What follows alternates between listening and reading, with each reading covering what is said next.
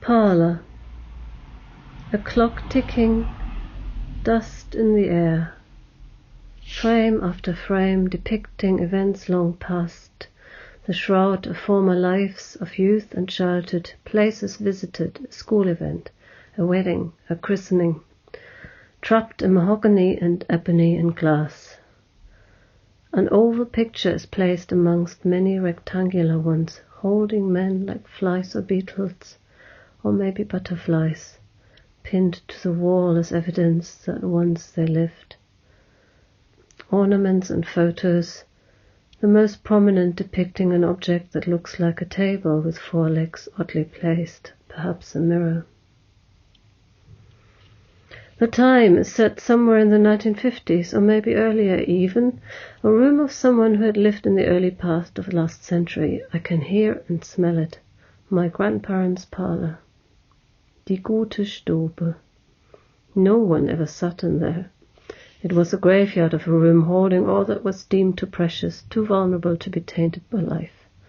Apart from the wine glasses which on occasion were given leave, filled for rare occasions next door, and then washed haphazardly and put back into the ebony shrine of a petty bourgeois glazed cupboard, leaving behind a musty, faintly alcoholic smell that encapsulated my grandmother. The descending blackened air threatens to envelop the land below. A lone tree mediates. Blue-green reeds lean gently to the right, anticipating. A body of water silently waits. This place doesn't hold them. They move on blindly, following. The huddled trees jut and pierce low-slung cotton-like folds. The lace-like fingers reach towards the liquid light. The body leans forward, unable to rest here. The mind falls back. A shadowy room filled with floating and swerving fabric. My hand to your hand, and then apart.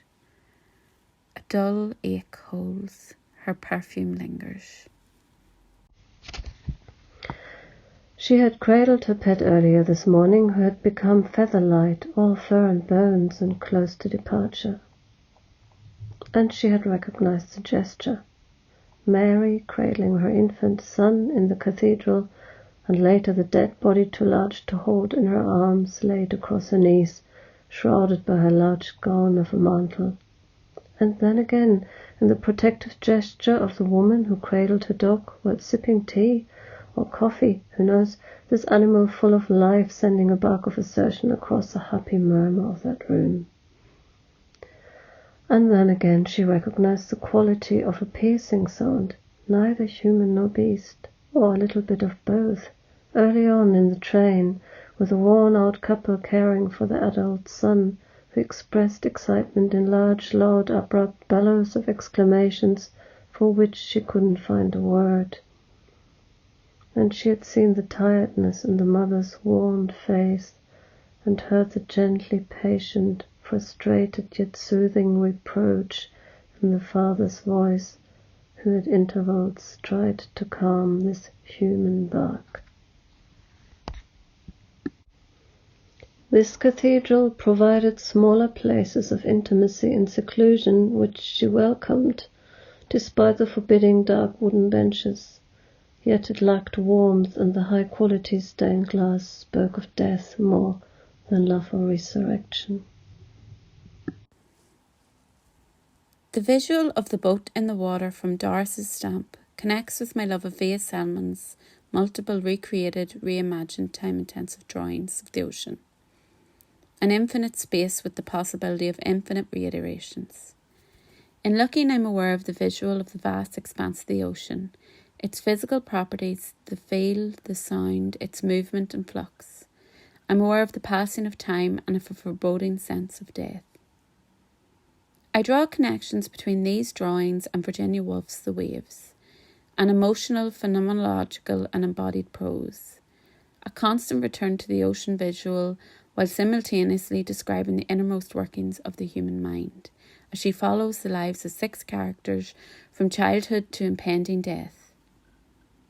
I have an emotional affinity to Selman's and Woolf's visuals and narratives of the ocean. The snowhere and everywhere, the depth, the flux, the continuation and layering of moments in time. It is the multiple redescriptions and the conflation of nature and the body. The appeal for me is the human condition that becomes so palpable in my interpretation.